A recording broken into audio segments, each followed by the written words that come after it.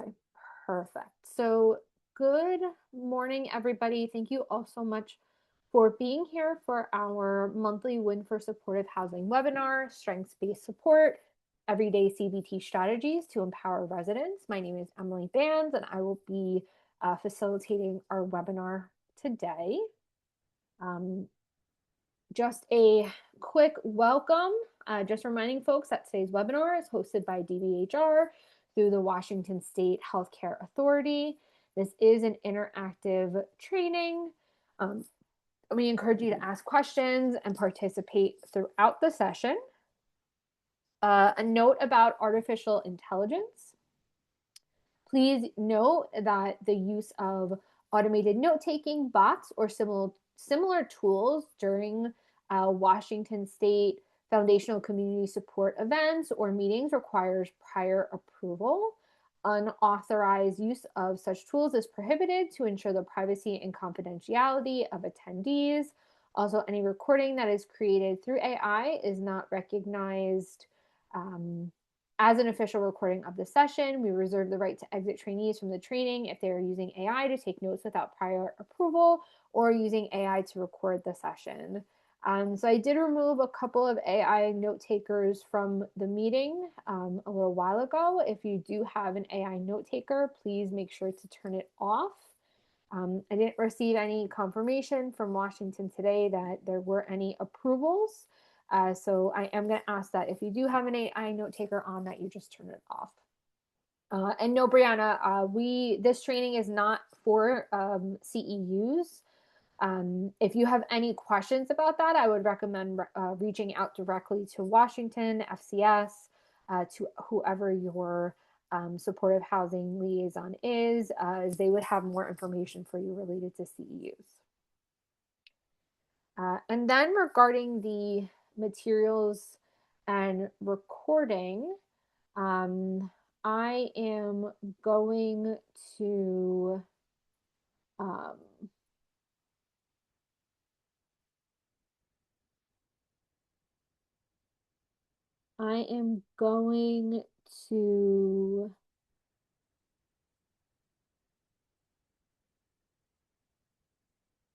put the PDF of the PowerPoint in the chat. Just give me 1 second to do that. So everybody has the copy. Just bear with me. I might need to stop my slideshow for a second.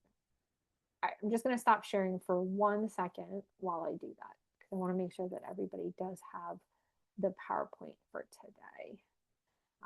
As I'm doing that, I hope everybody is doing well out there in Washington. I know you guys have had some wacky weather recently, so I hope everybody is doing okay. All right, let me share. And I will add the file into the chat now. I appreciate your patience. I am riding solo this morning, so it's just me. So I appreciate your patience with me. So you all should be able to see the the PDF of the PowerPoint in the chat.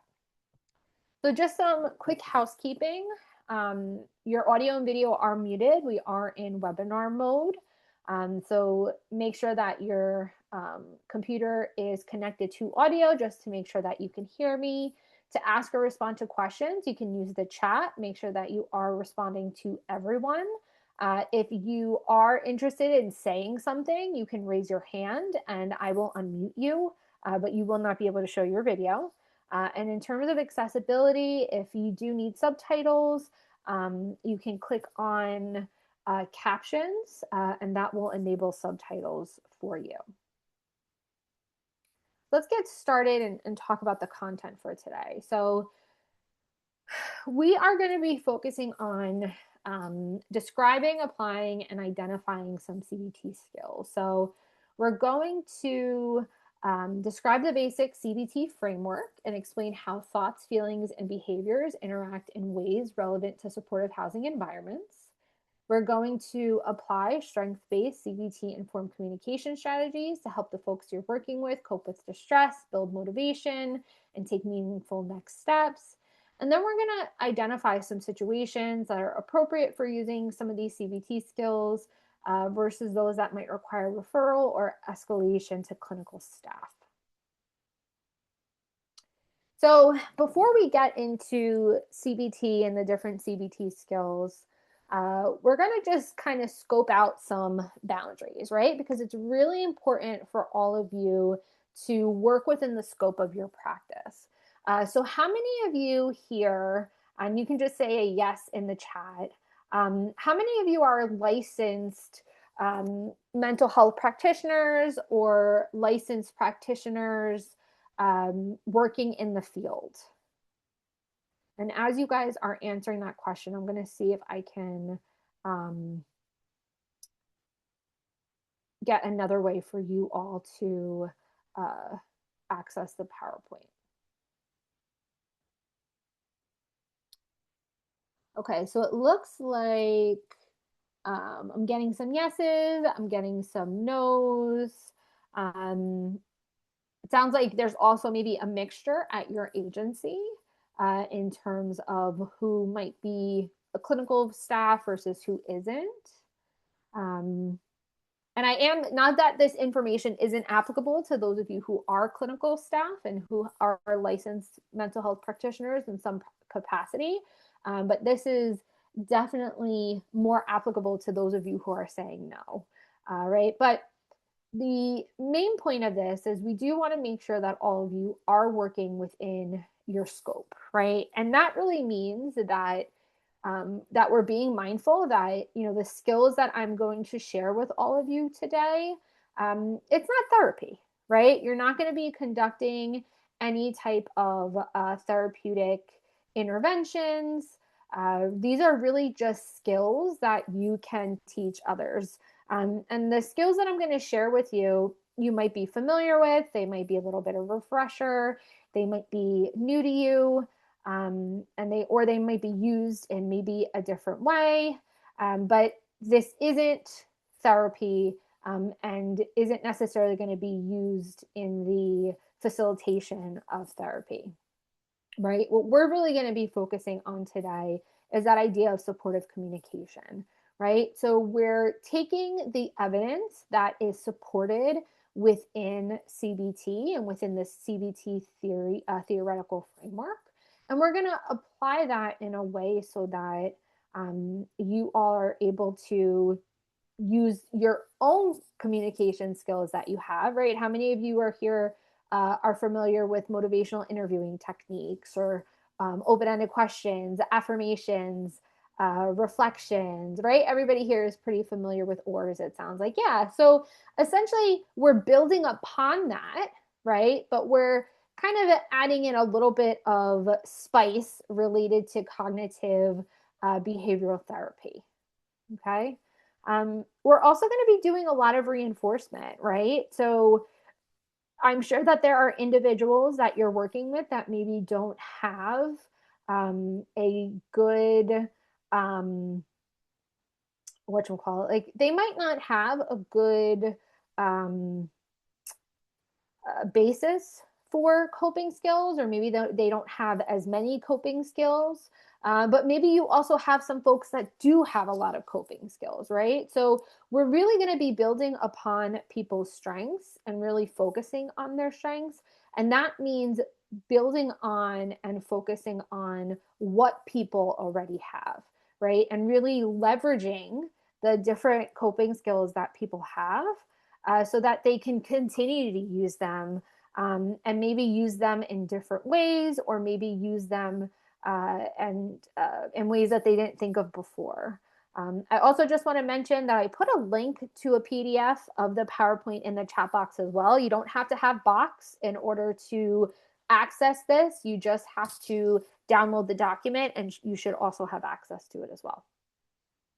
And then in terms of safety first, right? When you are concerned about safety, whether that be your safety or the individual safety or other consumer safety, or you're just kind of feeling like this is a little bit, out of your scope of what you typically do in your day to day, this is when we're going to escalate, right? This is when we're going to get your supervisor involved. This is maybe when we're going to talk to some of that clinical staff and kind of get their input. But you always want to escalate if you're feeling like this isn't something that, this is a situation that is now maybe beyond your scope of practice.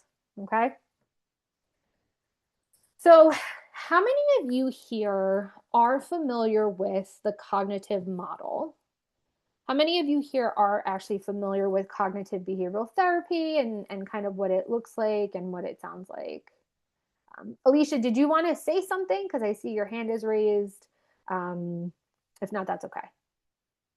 Okay, no problem. All right. So it sounds like some of you are familiar with it. So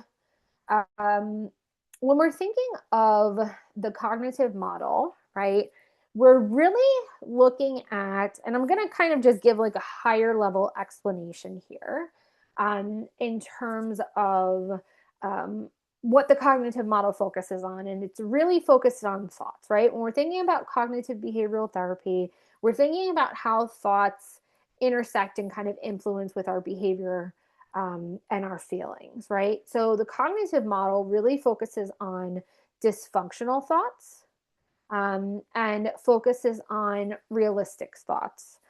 In the kind of theory in CBT, the language that is used is adaptive and maladaptive thoughts, right? So maladaptive thoughts are those dysfunctional thoughts. And within the theory of cognitive behavioral therapy, those dysfunctional thoughts are thoughts that could potentially increase symptoms or support the development of symptoms, right? So, for example, when you have somebody who you're working with that has this thought and this belief that they're a failure, right? That is something that could contribute to them experiencing symptoms, right? When we have a more of those adaptive thoughts, and when we can get from a place where we can shift our thinking from dysfunctional to more realistic thoughts, right, then the theory is that symptoms can decrease, right? So if you're having and working with somebody who is having a maladaptive thought or belief related to their capability, like I am a failure, and they're able to assess and develop a more realistic thought that, they're they're successful in areas of their life, right? That could potentially cause and contribute to symptoms decreasing, right? And I just want to acknowledge what's happening in the chat.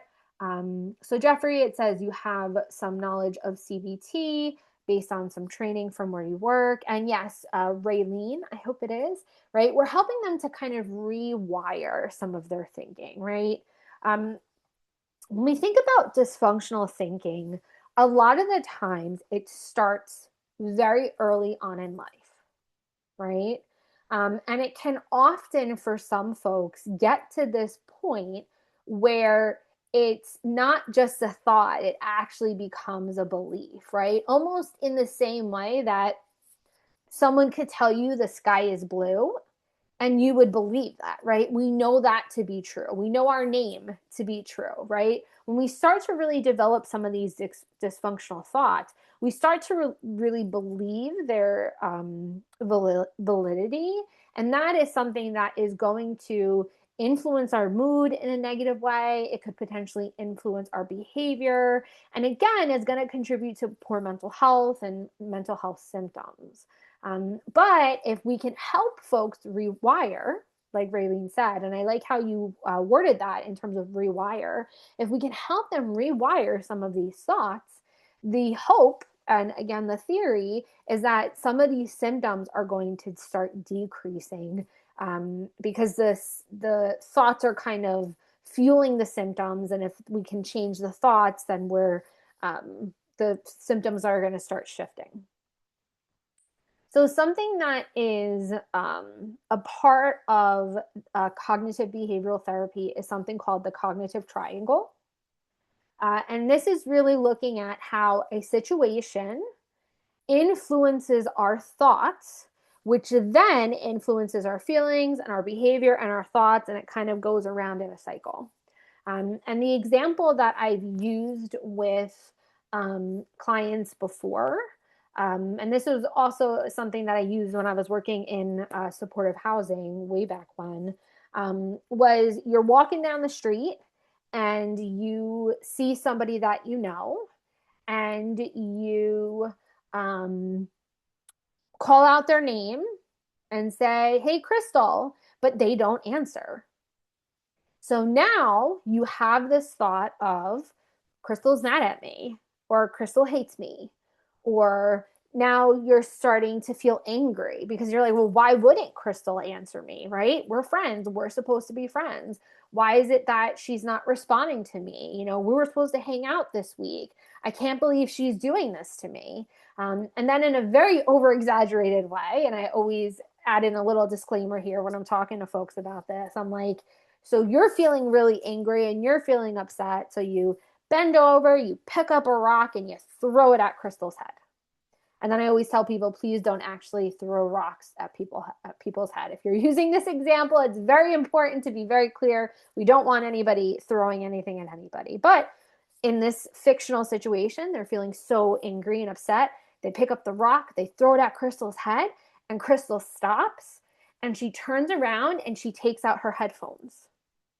And it wasn't that Crystal was mad. It wasn't that she was ignoring me. It wasn't that, there was some other issue going on behind the scenes. Crystal couldn't actually hear me because she had her headphones in. And typically folks that I work with have resonated with that explanation of kind of what that kind of psychoeducation of what the cognitive triangle is and how our thoughts can influence our feelings and behaviors, because I think we've all had a situation, probably not where we've thrown rocks at people's head, but I'm sure folks, and let me know if this is kind of resonating with you, where you've had a situation happen and you had certain thoughts about the situation, which has then influenced your feelings, and maybe you've reacted and responding in a not so great way. And it turned out it wasn't anything that you thought. It was a completely different situation. Has that ever happened to anybody? Yeah, absolutely, right? Rejection sensitivity dysphoria is something that um, can very much contribute to folks feeling this way. Absolutely. Yeah. Yeah. It happens to us, right? And it happens to the folks that we're working with, right? And I like to normalize that, right? That this is a human problem. This has nothing to do with serious mental health conditions. This is very much a human problem, right? Where Jeffrey, you've jumped to some conclusions that maybe were later not supported by the actual event. Um, or maybe we're making some assumptions, like Dion said, and responding in a way that isn't appropriate and maybe can contribute to a not so great situation or a traumatic situation. Absolutely, right?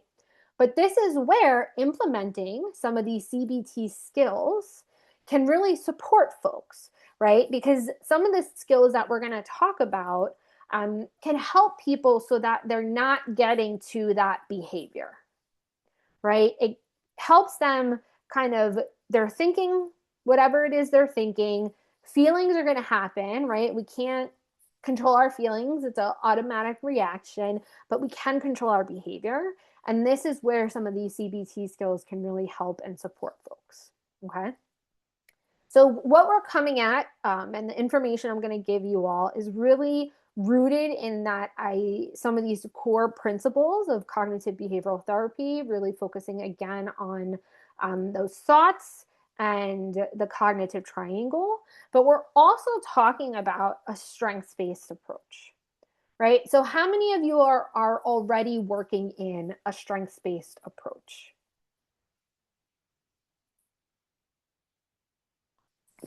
Perfect. I was expecting nothing less from all of you. Absolutely, right? So part of our job, right, is to work in a strengths-based approach. I know a lot of agencies support a strengths-based approach. It's something that is really helpful and supportive for folks, right?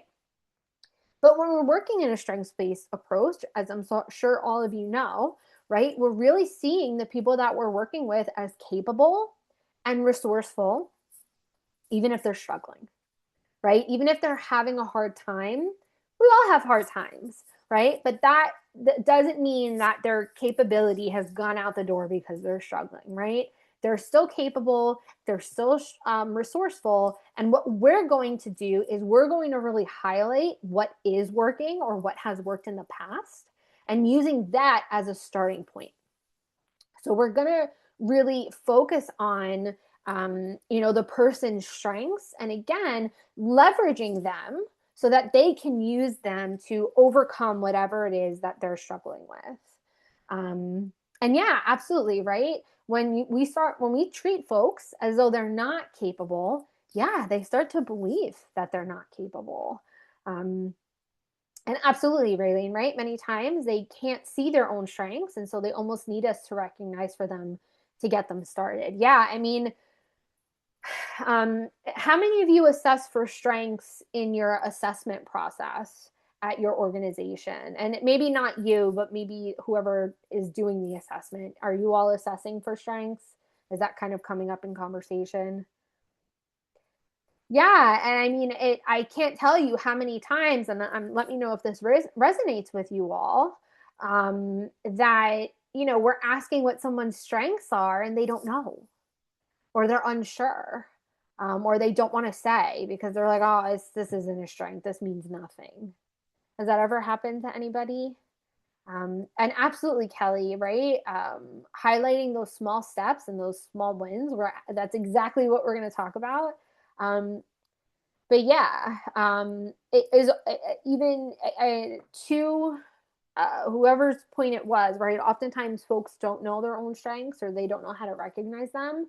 So that's what we want to do, right? That can 100% be part of our job, no matter what our clinical licensure is or isn't. We can all be cheerleaders for the people that we're working with, right? So we're really going to focus on people's abilities and really look at, again, what's working versus not just what isn't. We're also going to support people's autonomy and really respect their right to lead their own life, and really respect their right to make their own choices in their life. There's a lot of really right ways to do things. So even if we don't 100% agree with the path that they're taking, and it might not be the way we would do something, it is important for us to respect their autonomy, to make that choice and to follow the path as they see fit and support them along the way. And again, celebrating those small steps, right? Recognizing that progress is incremental. Life happens. Life happens to all of us. We all experience setbacks, right? But we want to support folks' resilience, and helping them to recognize that progress as it happens is something that's going to support that. Hugh, you said you've also really resonated with I am a story I tell myself. So when possible, I try to tell people as positive of a story about themselves as I can. I love that. That's very much kind of in alignment with one of the skills we're going to talk about today. Rachel, you said can use active listening and motivational interviewing to reflect back people's strengths. There are many strengths having been unhoused that often people do not recognize because they're living it. Absolutely.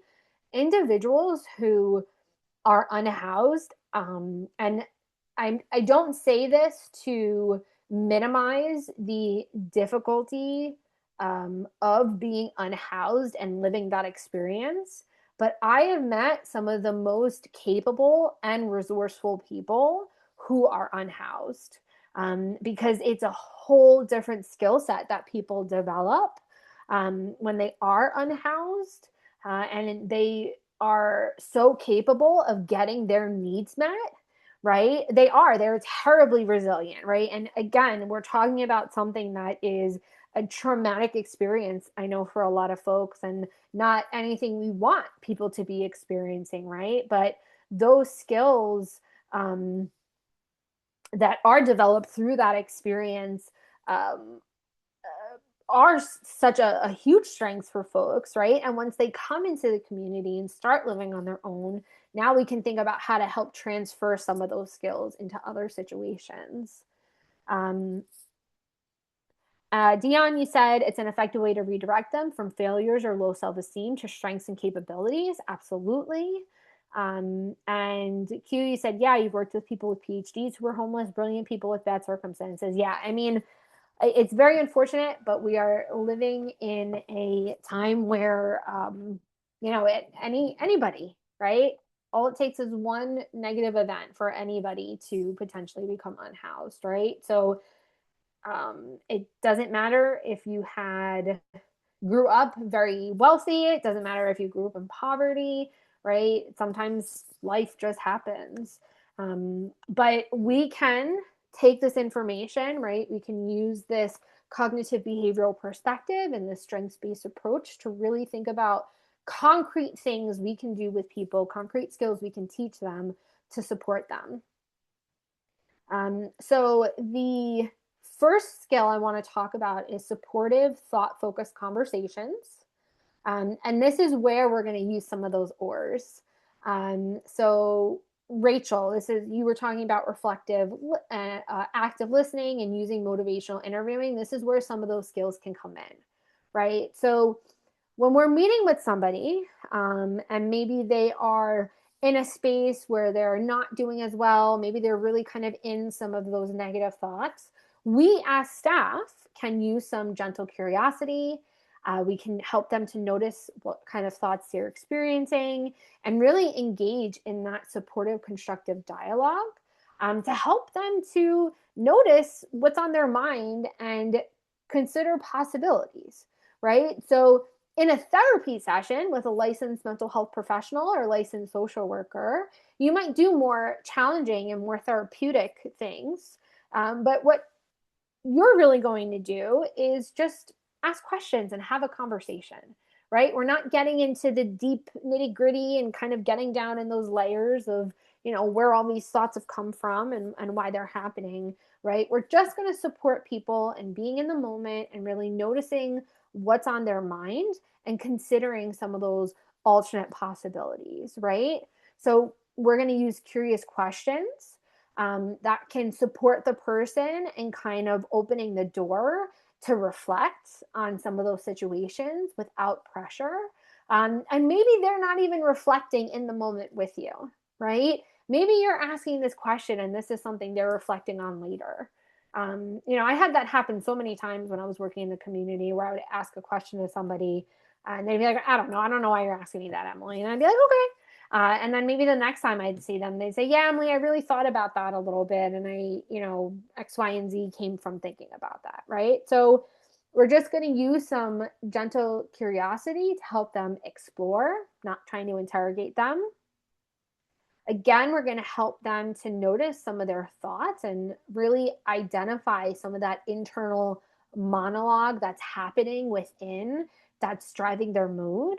When we think about some of these negative thoughts that happen with folks, sometimes people don't even notice that it's happening. It's so ingrained in them. Have any of you ever had an experience where you're just like in a bad mood and you don't know why, and then you kind of think a little bit and you're trying to assess and you're like, yeah, like I had, that situation yesterday with my partner or that situation with my friend yesterday really got me upset and I'm so mad at them and I'm so mad at myself, and you don't even realize it, right? Because these thoughts and that internal dialogue is just kind of happening. So it's important to kind of notice that, and support people in noticing it. And yeah, Raylene, right? You'd be surprised how many people don't use that metacognition because it's so ingrained, right? It's so ingrained. Um, it's when you have negative thoughts and you kind of have that flurry of negative thoughts, it can, it's almost like when you wash your hands, right? We don't go into the bathroom and say to ourselves, I'm going to, use my left hand and I'm going to turn the water on and, turn my hand toward me. And, Like we're not going through the motions in that way where we're talking ourselves through it. I think that sometimes some of that negative narrative, like Dion said, it's just subconscious. It's just looping on in there, Dion, and you're absolutely right. And it's hard to recognize. And you ask a really good question, Nico. What are examples of questions to use? I'm going to get to that on the next slide. So here are some helpful questions that you can use and kind of think about. So you could ask the person what's going through your mind right now. You could also ask it a little bit more in depth of what was the very first sentence that popped into your head right now. You could use a word like describe.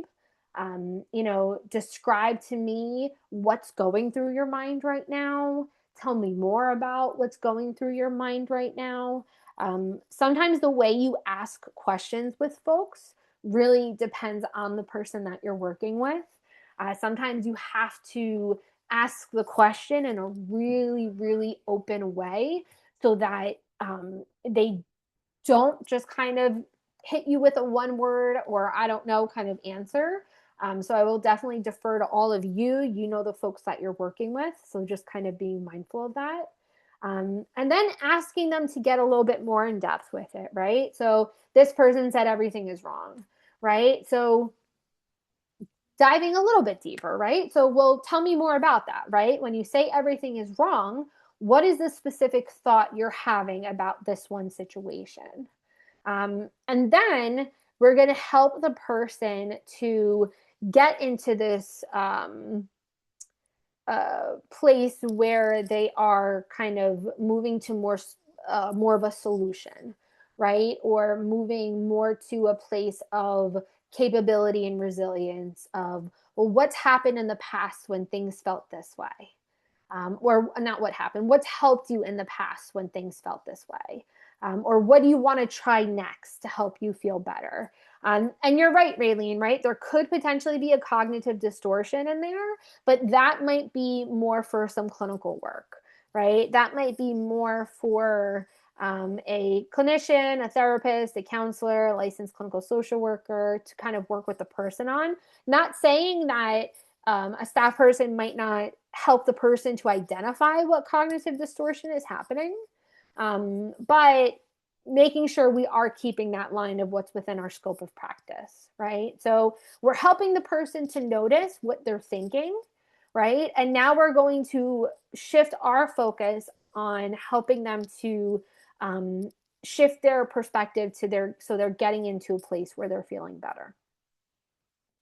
So I have a little bit of a scenario. Okay. So we're going to work with John. And John has just received a notice about a mandatory apartment inspection. He's pacing in the common area of the apartment building down in the lobby. And you walk into the apartment building to meet with John and ask him, like, what's going on? So John says, everything always goes wrong. First, my check was late. Now they're coming to kick me out. I'm done. I'm not going to even open the door. So you respond and say, I can see you're really overwhelmed right now. It sounds like a lot is hitting you at once. What part of the inspection feels the hardest or most worrying right now? And then John says, I can't get the place clean enough. They'll see the mess and I'll be back on the street. So how might you respond to John in a way to get a little bit more curious? What are some helpful questions you might be able to help John, get into a better mindset and kind of shift his mindset a little bit? What do you think?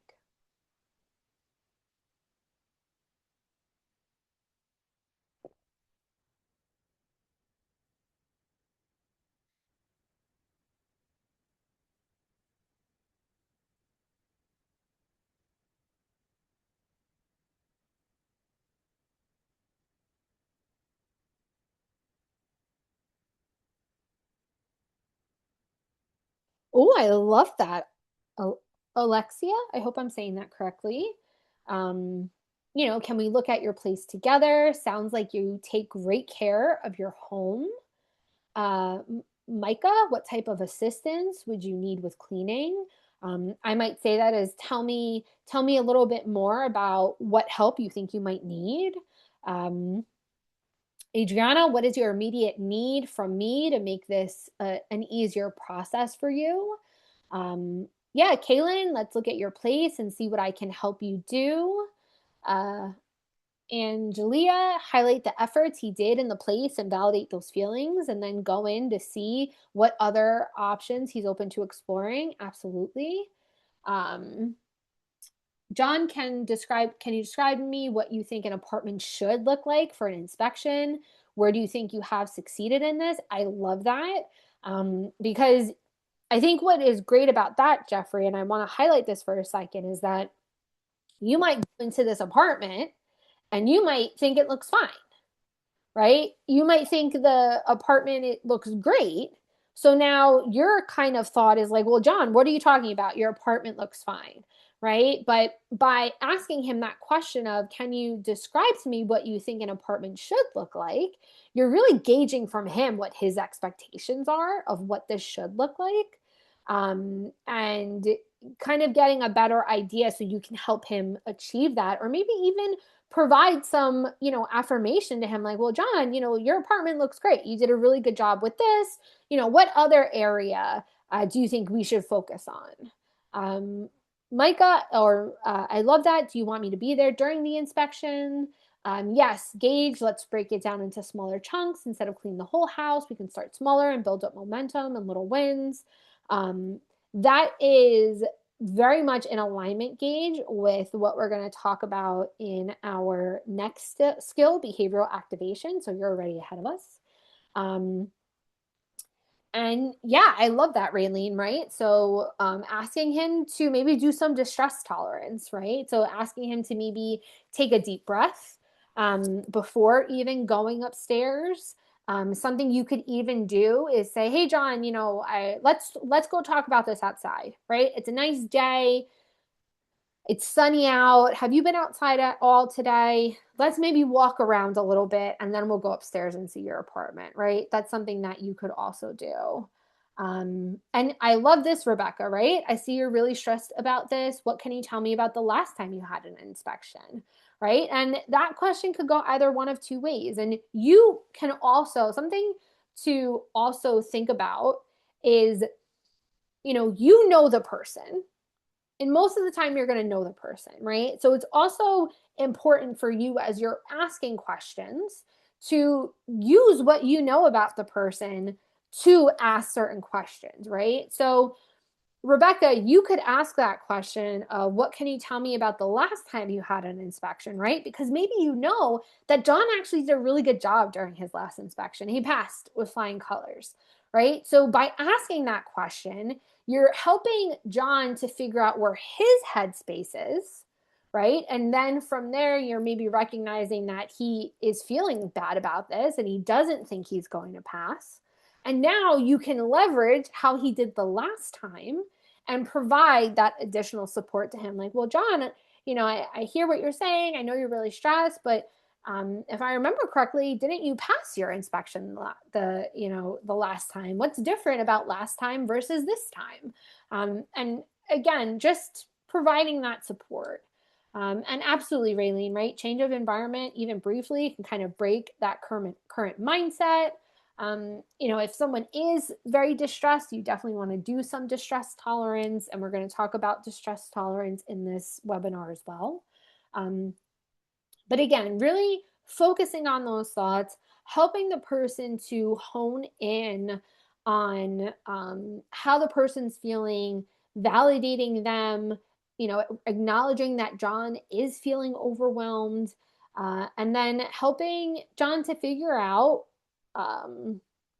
what part of the problem he can kind of rectify, right? So now we're getting from this larger idea of, I'm going to fail this inspection, to, well, I just need to clean out the expired food in my fridge. Or I just need to take out all the garbage from in front of the window. Or I need to just take the garbage out, to the dumpster, and I need help with that. Right. And that feels a lot more solvable and less overwhelming than I'm going to fail this inspection. Um, and then Dion, you said be inquisitive about his concerns and assure him that an inspection is an assessment that result in identifying areas that need improvement. So we will have opportunities to work together to address them if there are any. Right. And that's also a really good point, right? The inspection is not going to automatically, lead to the person having to move out that day, right? It's about having to address and figure out how to resolve some of these issues. And yeah, that's what we're here for, right? We're here to support the person in that process. So that's also a great point. So let's think about our next skill, which is behavioral activation. And this is a very powerful CBT tool that can be very helpful in supporting a person to feel and become more motivated. Um, with behavioral activation, we're really focusing on this idea that when somebody is experiencing symptoms, let's say, for example, of depression or anxiety, right, the motivation is usually very low for that person. But by supporting them in taking a small step, that achievement that they and that those kind of really that those good feelings that they get from achieving that small step is often very motivating for people to then take bigger steps, right? So when we are feeling depressed or we are feeling like we're anxious, taking specific action can often feel very difficult.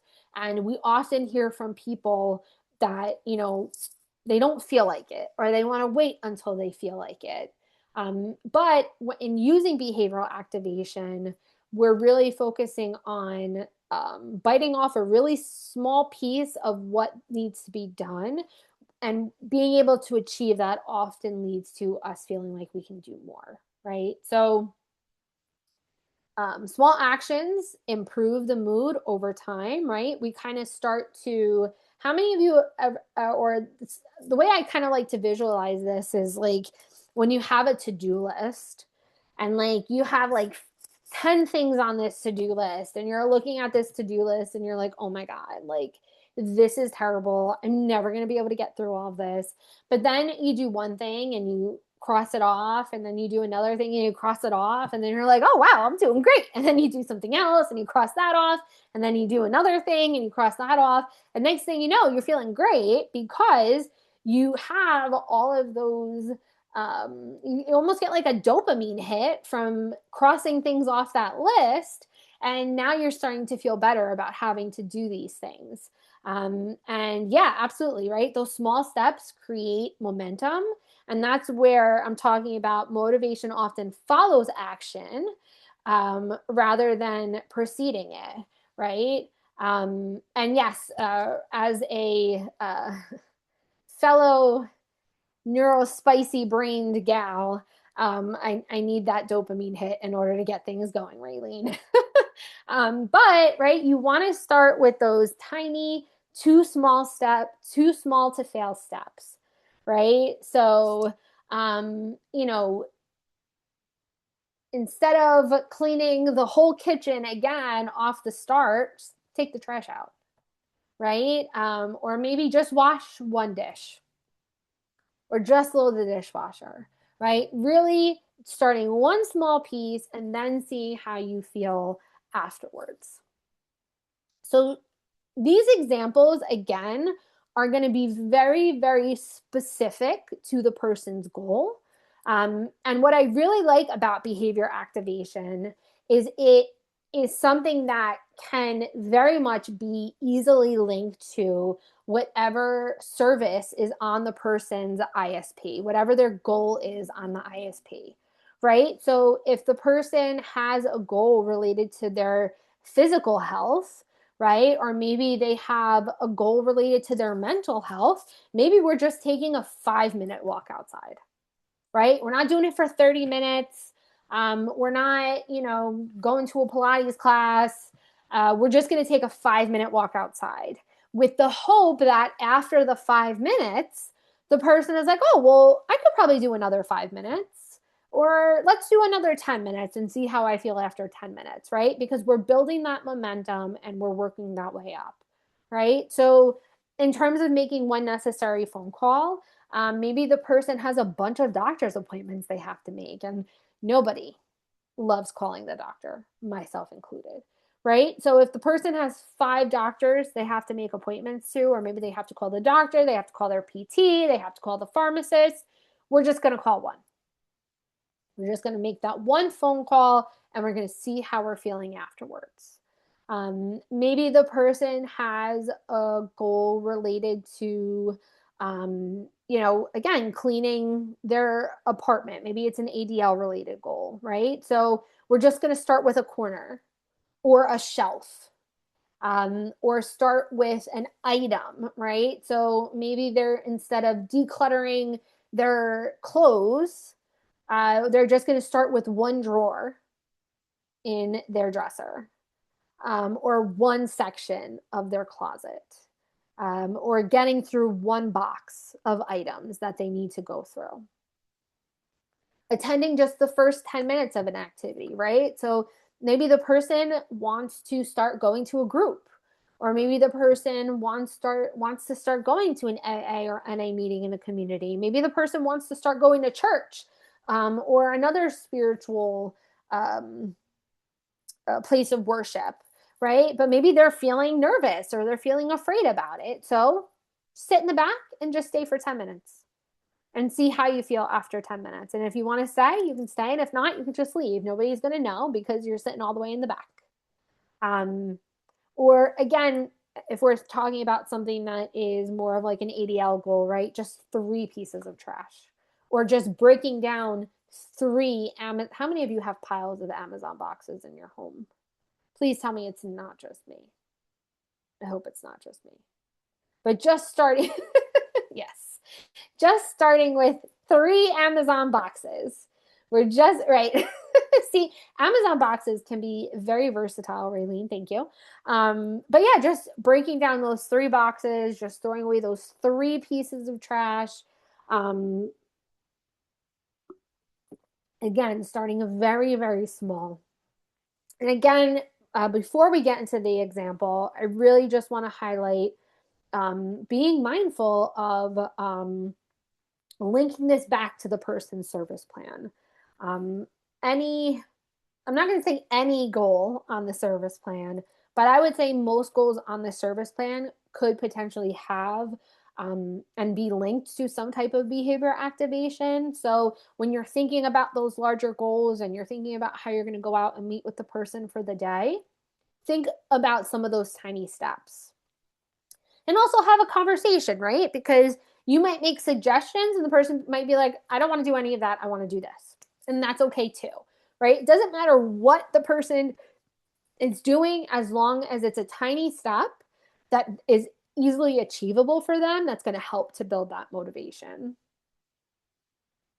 Yes, absolutely. Breaking down what can become very daunting or overwhelming into smaller manageable parts. Absolutely. So let's work with Maria. Maria has been staying in her apartment for 3 days, skipping meetings with you, and also skipping her favorite art class. You give Maria a call and say, hey, Maria, I'm reaching out because you missed our last appointment. How are things going? And Maria says, I just don't have the energy to do anything. I'm so tired. Maybe I'll try to go to the grocery store tomorrow, but I doubt it. How might you respond to Maria in this conversation? What would be your next step?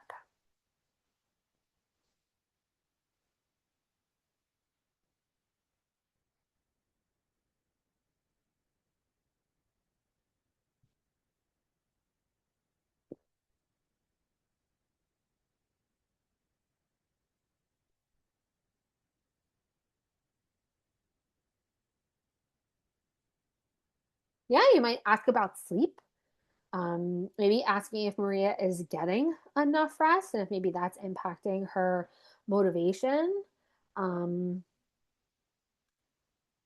Alexia, you're sorry to hear that. Would you like me to come up to talk more? Tell me more about not having energy. Um, Raylene, was recently happened or changed that might be making you feel this way? Is there something going on that is keeping you from getting enough sleep? Maybe we can get a few essentials at the store. I like that, Nico. You're going in the right direction, right? Instead of maybe buying everything from the grocery store, maybe we're just focusing on a few essential items. Um, Jeffrey, you're like, let's meet Maria. Can you tell me a time tomorrow where we can meet to talk about this? Yeah, Brianna, maybe offering a virtual meeting if that's possible. Did something happen that is making you feel this way? Um, you might also talk to Maria about the art class when the next art class is meeting, and maybe, um, again, maybe not attending the whole class, but maybe just attending some of the class. Instead of maybe scheduling a full meeting with Maria, maybe you're just saying, hey, do you mind meeting with me for 15 minutes? And we can talk about this a little bit more, and seeing how she feels after that 15 minutes. I love, Nico, that idea of just getting a few essentials because it sounds like Maria does need to go to the grocery store. So maybe we could support her in just getting some items that she might need. Um, any other thoughts?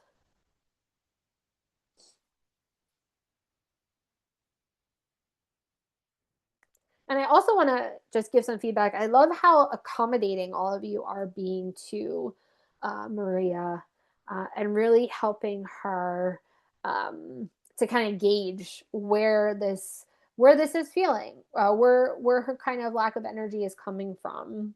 And then Rebecca, you said what's changed recently to your energy level. What are some options for you to be able to get groceries into your home? Yeah, I mean, does the store do shop from home? Um, I would say Instacart, but I know Instacart is super expensive, so I don't know about that. But are there other supports that can be used to help her to get some groceries? Um, and yeah, or DoorDash, right? So even if you couldn't get her to go to the store, if she really needs certain items, see if she would be able to even DoorDash the items to her. Um, ask Maria what day she is comfortable to reschedule. If there's a timeline that's okay with, that really works with a person. Yeah, right.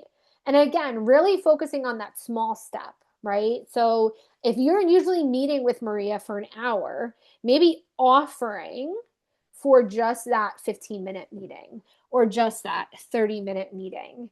Plan to meet with her more, right? Don't short yourself. Don't you short yourself, right? Anticipate that you might only get 15 minutes of meeting with Maria, but leave it open so that if you can meet with her longer, you can meet with her longer if she's feeling that energy, right? Because we want to get something checked off her list, like Raylene said, to give her that dopamine boost. So once she starts feeling better and she does something, that's going to help her to feel better. And then she might want to engage in other activities. All right, so let's go to our third skill. And that is some distress tolerance skills, so coping skills for intense emotions. And what we're really going to focus on here is we're going to focus on, again, supporting the person to identify feelings and thoughts, helping them to maybe pay attention to other thoughts, and use some cognitive coping statements. So this is definitely when somebody to use when someone's feeling heightened. And these are very much tools rooted and based in mindfulness. I'm sure everybody here is familiar with mindfulness, but mindfulness tools can be really supportive for folks when they're feeling distressed. Obviously, if the person is having like an anxiety attack or a panic attack, That could be a time to maybe refer them to some additional support, maybe talk to their therapist. But there are techniques and tools we can teach folks in the moment to help them to reduce some of that distress when they're feeling it, so they can kind of get out of that place of fight or flight.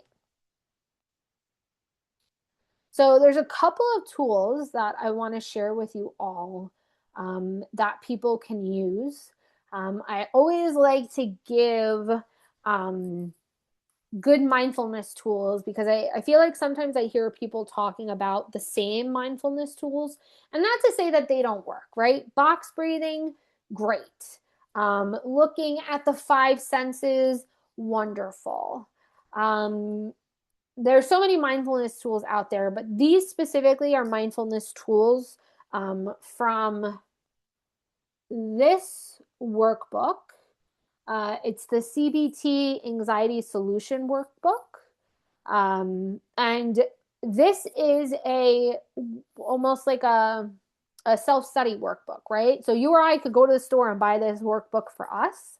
And I like finding CBT workbooks to use and kind of share, because if it's a workbook, to me that means that you don't need to be a clinician to use this, right? Anybody who is experiencing anxiety in this case or symptoms of depression can use this workbook, right? This is something that people can buy on their own. So I do want to highlight that for a second, that these are from this workbook. It looks like a pretty good resource if anybody is interested in, purchasing something like that at your agency. But these are specifically from this workbook and were different mindfulness-based techniques that I've seen more recently, right? So this first one is very simple, mindfulness of emotions.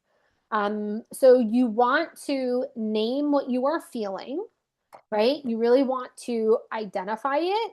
And naming what we feel, oftentimes I find, can be very, very powerful for people. Because when we're in the emotion, and we're just kind of in that emotional space,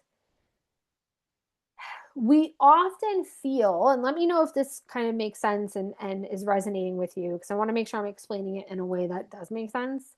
But when we're inside the emotion, it almost feels all encompassing, right? We are one with that emotion. We are one with the anger.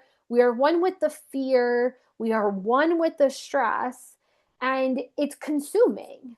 But by being able to name the emotion and by being able to say, I'm afraid, or I feel guilty, or I feel sad, right? It almost helps us to separate that emotion that we're feeling. Okay. And as we're naming what we're feeling, we also do want to be present with ourselves and really be mindful of our body, and doing a little bit of a body scan in a way. And we're going to take some deep breaths. We're going to keep breathing through it and help to kind of de escalate ourselves. And then we're going to label our thoughts, right? So, where is this thought coming from? Is it happening now? Is it happening in the past? Is it happening in the future? Right? So is this a memory? I'm feeling afraid because I remember how it felt the last time I had an apartment inspection, or I'm feeling overwhelmed, or I'm feeling stressed because I remember how it felt during the last apartment inspection. Maybe it's a judgment. Maybe it's a judgment on the inspector. Like, well, I'm going to get an inspector that wants me to fail. I'm going to get an inspector that wants to kick me out of the apartment. Or maybe we're jumping to conclusions and, the inspection, I'm going to get failed. I'm just going to be failed, right? And we want to do some more deep breathing. And in the book, this skill actually goes on a little bit more, and does a little bit more of a body scan and kind of notices how you're feeling in your body. But I think there is something that can be really pivotal and important about just sitting with this feeling and sitting with this thought, right? And sitting in that feeling of being a little bit uncomfortable, right? And just kind of breathing through it. And that's where this idea and this concept of distress tolerance comes into play, right? Because it's distressful, but we need to build that tolerance up. We need to get to a point where it's not great and we're not happy about it, right? But we are able to tolerate the distress that we're experiencing a little bit more. The next thing that we can do is pay attention to other thoughts. So we can recall happier times by doing some visualization. Visualization and really this idea of imagining is something that is very much in alignment with CBT. I'm not sure if you all out there are familiar and kind of aware with that, but visualization is something that is rooted in CBT. So recalling happier times by visualizing them, right? And really, when we're visualizing, we really want to paint that vivid picture, right? We want it to be clear. We're not talking about Monet, right? I think Monet kind of had the nice colors, but very blobby. Not very sharp, not a sharp image, right? We're looking for a very sharp image and a sharp visualization of what happened, right? So we're going to visualize what happened in the past, right? Who was there? How did events unfold, right? The best day of your life. How did it start? How did your days start? What did you have for breakfast? What did you eat for lunch? What did you have for dinner? Who did you spend time with? What clothes were you wearing, right? How did you spend your day? We're really going in depth and visualizing. Um, Imagine someone you greatly respect is praising you. What would they say about you, right? If your parent or your friend or your aunt, uncle, maybe it's a celebrity, or maybe it's a sports player, right? Someone who you really respect. If they could say wonderful, nice things about you, what would they say? And then again, imagining your dreams came true, right? Visualize what your life would look like if you had $6 million to spend. Again, what would you wear? What kind of clothes would you buy? What kind of car would you buy? Would you buy a car? What would you do with all that money? How would you allocate it? Right? And really just thinking now, can it feel silly to think about some of these things? Of course. And visualization might not be something that's going to work for everybody. And that's okay. Some of these tools aren't going to work for everybody. But we can use them for the folks that they are going to work with. And this paying attention to other thoughts, right, is going to help the person to get from a place where those maladaptive thoughts or those dysfunctional thoughts are kind of cycling into a place where now they're thinking about other things. They're dreaming big. They're thinking maybe about some of their aspirations. And Q, you said something much, much earlier that I wanted to go back to. Because it's very much in alignment. Oh, there it is. Q, you said earlier with this idea of I am a story I tell myself. So when possible, you try to tell people as positive of a story about themselves as you can. And this can be something that you do as well with the person, right? Maybe you're working collaboratively to come up with this positive story and, the person is really driving the narrative, but maybe you're just kind of filling in the blanks. And I say that because we also want to get people in the habit of being able to do some of these tools independently. So we want to support them and we want to kind of help facilitate it, right? But we also want people to be able to kind of think about this story themselves. And then the last thing you can do is develop a list of positive affirmations focused on coping. So really thinking about some statements, and I want to be clear about the difference between like a typical positive affirmation versus a positive coping affirmation, right? Because a positive affirmation, might sound something like, I am a happy person, or I am safe, or I am successful, right? That might be a positive affirmation. But we want to focus with these positive coping affirmations on the person's ability and their capability related to using their coping skills. And that's where it's a little bit different, right? So if you look at these examples I gave you, it's I can always pause for a moment and take a deep breath to relax, right? So this statement is reminding the person that when they're feeling distressed, this is something they can always do. They can always pause for a moment and take a deep breath to help them relax.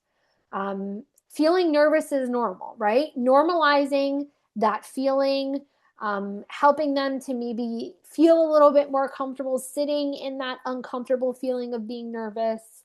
And I'll do my best, and that will be good enough, right? So they will do their best in the situation, and that is going to be good enough for them. So it's a little bit more than just those typical positive affirmations.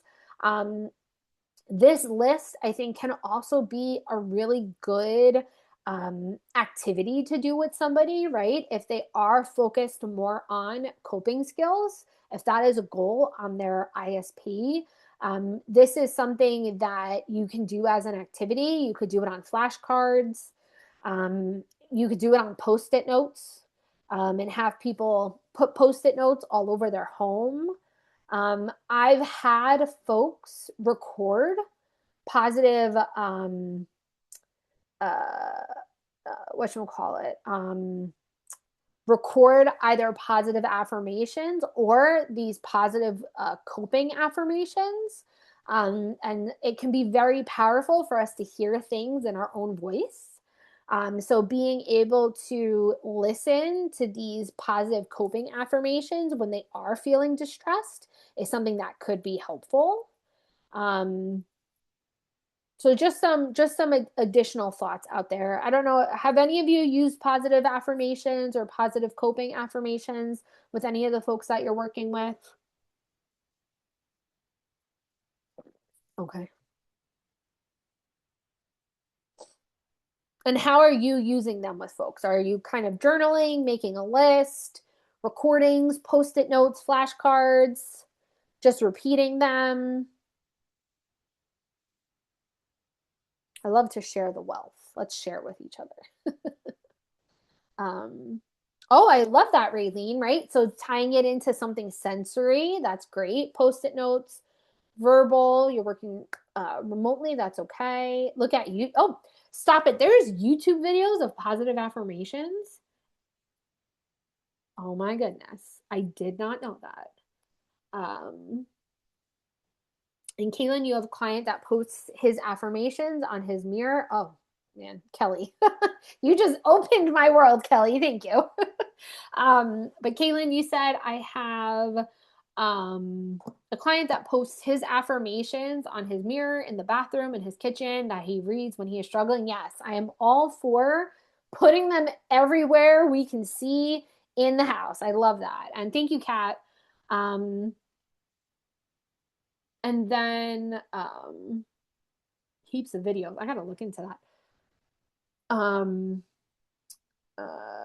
Rebecca, you said I like to help my clients to create one at the beginning of our working together to use repeatedly in multiple situations. I love that. Affirmations and positive coping affirmations are so versatile, especially the coping ones, right? Because, the situation causing the distress might be different, right? But that feeling that we're having is similar, right? So this is definitely a transferable kind of coping skill. And Q, you said you also have your wife record herself talking about why she should trust her meds when she's feeling strongly that the meds are safe and good.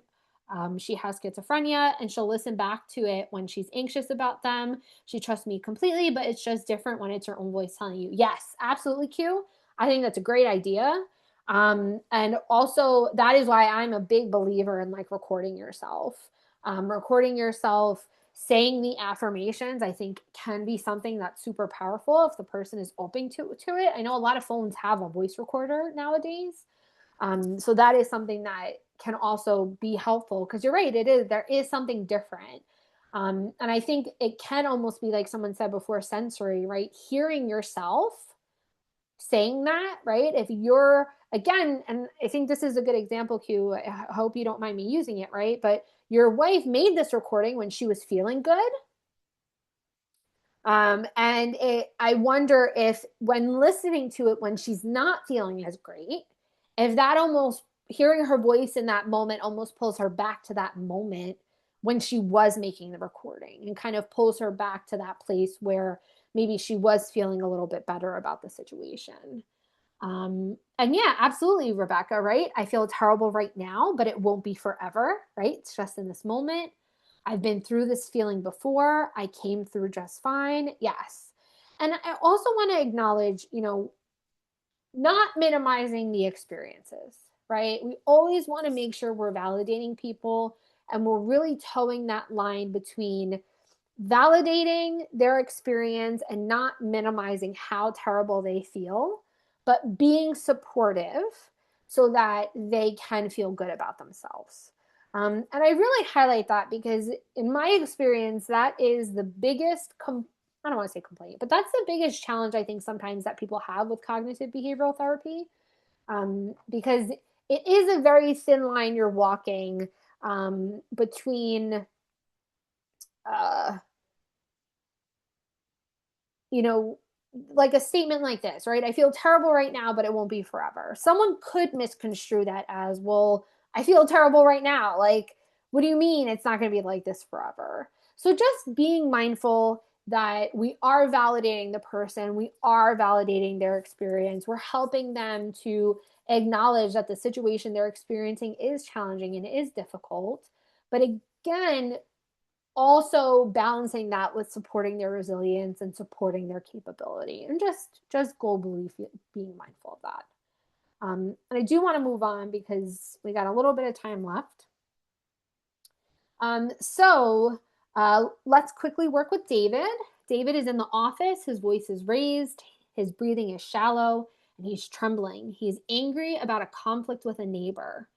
David said, I can't calm down. He's always disrespecting me. I'm going to handle this myself. How might you respond to David using some of those tools we talked about, whether that be mindful of emotions, paying attention to thoughts, or using some of those positive coping affirmations? How might you respond?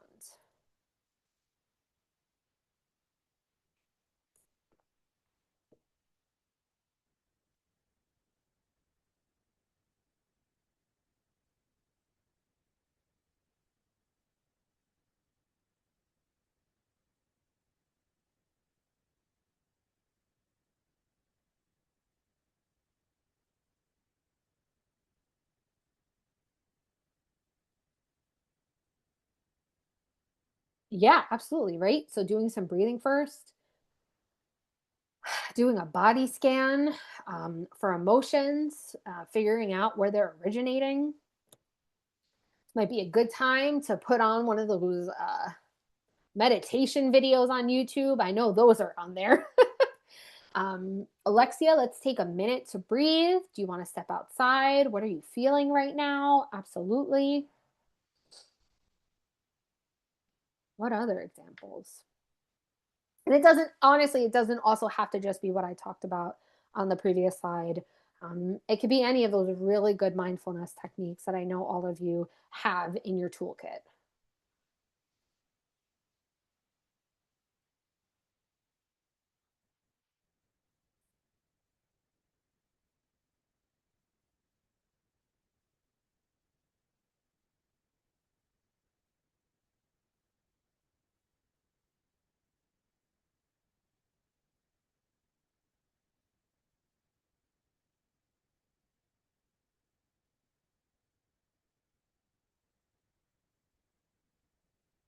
Hmm.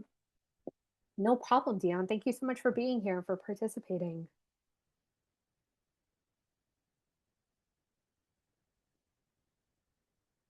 No problem. Yeah, that could be a good question, Kelly. Maybe getting a little bit of clarity on what exactly David means about going to handle it himself. Um,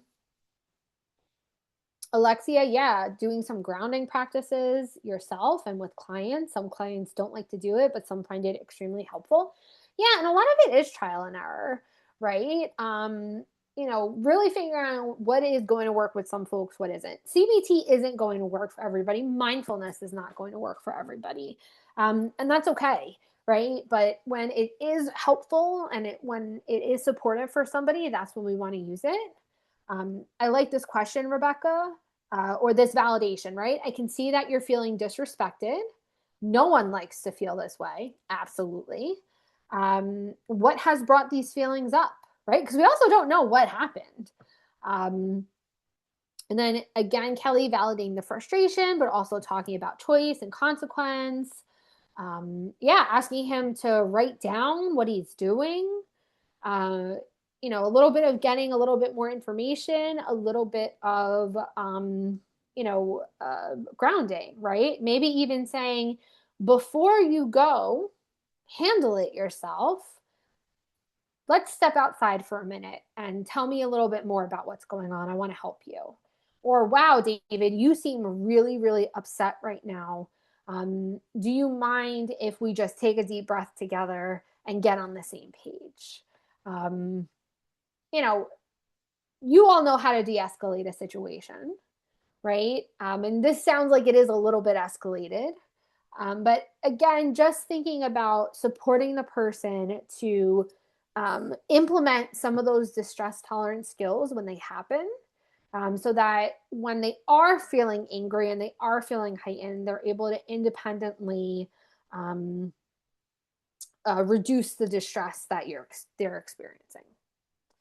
And then the last skill I wanted to just share with folks is problem solving. Very simple, right? We want to pinpoint the exact problem, brainstorm some options without judging them yet. And that's very important, right? When we are problem solving, we really want to put all options on the table. We don't want to discount options just because we think or the person thinks they're not going to work, right? Because just because they don't work in this situation doesn't mean they're not going to work in another situation. So it's better to just get everything out on the table. Um, and then choosing what option or what step they're going to take. And then ensure that they're the one making that choice, ensure that this is the step that they really want to take. And problem solving is, again, another very core skill within CBT. But when we problem solve, this is something else we really want to break down. We want to break it down into smaller steps because when we have a problem, again, when we have that big to-do list, it can feel very overwhelming. So by breaking it down into smaller steps, it helps the person to really feel less stuck. So a very small model. This is just a 4-step model. There are longer step models. I know I've done a webinar for this community for the Win for Supportive Housing on problem solving using CBT. But very simply, right, just specifically identifying the problem, um, figuring out again what those options are, listing them, listing every single one, evaluating them. What are the pros and cons? What are the benefits of using this option? What are the drawbacks of using this option? And then choosing one. And then evaluating how it went, right? How did it go after they use this option? Do we need to go back and kind of start by step 2 again or step 3 again and try a different option? And then, right, really thinking about when to refer or escalate, right? So you want to be mindful of those direct safety concerns, right? Whether that be self harm or harm to others. You always want to refer and follow whatever your policies and procedures are at your agency. I know some agencies have different policies and procedures and kind of a hierarchy of how these situations should be handled, but always do what your agency wants you to do. Also, you might want to refer or escalate to a supervisor if somebody is experiencing an active crisis or maybe is experiencing symptoms related to psychosis, right? Again, think about your scope, think about what you're trained in, think about what you're comfortable with, and talk about these things with your supervisor if you haven't already. But this could be an opportunity or a place where you should refer or escalate. If the person is requesting specific clinical or medication advice, um, um, and absolutely Q, right? Everybody has different experience. So it really just depends on what your training, what your comfortability level is, what the policy and procedure is at your organization. Always follow what your organization wants you to do. That's big. The biggest point I can give you all is follow your policies and procedures. But again, if the person is requesting specific clinical or medication advice, refer them to their pharmacist, refer them to their doctor, refer them back to their therapist or their social worker, whoever that person is. And again, if there are any sudden or drastic changes in the person's behavior or personality, that is something you might want to tell your supervisor about, right? That is something you want to tell someone else on your team. You want to let somebody else know about that, because drastic behavior changes or personality changes can often be indicative that something else is going on. And it's just good practice to let the team know about that. So, just some key takeaways, right? Small tools lead to big impacts over time. Also, consistency. The more you're using a specific tool that the person is receptive to with the person, the more they're going to be able to use that independently. And the more it's going to become their go to coping skill. Thanks, Nico, regardless of whether or not they're cognizant of using it in that moment. Again, we want to make sure we're using that strengths based language and incorporating that strengths based language because that's going to empower folks and really support people in working toward their own independence. And you can provide high quality support without being a licensed therapist, right? Your role is powerful, your role is impactful, your role is needed, right? So by educating and providing the support and these tools to folks, you can help them to feel more stable, more confident, and more capable, right? But within kind of staying in that scope of practice. So I am going to ask folks to complete our evaluation. If you will, there is a QR code, but I'm also going to put the link in the chat for folks. Thank you all so much for being here and for engaging and participating in this. I hope you found the information to be helpful and to be useful. I just want to also say thank you again. We appreciate your time, attention, and participation. Today's webinar was hosted by DBHR through the Washington Healthcare Authority. We would like to remind you that the slides and a link to the recording of the session will be emailed out. I will put the link to Box again in the chat so that everybody has the slides, but the YouTube will be available on YouTube. The video will be available on YouTube within the next couple of weeks. Don't forget to check out our Foundational Community Supports newsletter for all things FCS, as well as upcoming training events. And then these are the two resources I just want to highlight again. Thank you all so much. But the third edition of Cognitive Behavioral Therapy, this is more of a clinical book. But the CBT Anxiety Solution Workbook, again, had a lot of really great resources, worksheets, things that you can share with folks. And then I just have here linked in the PDF the Beck Institute resources for professionals and the Beck Institute resources for individuals. So these are worksheets that you can use with folks, and these resources for individuals are things that you can share with the people that you're working with, and they can use them independently. So that is all I have. I'm going to stop the recording.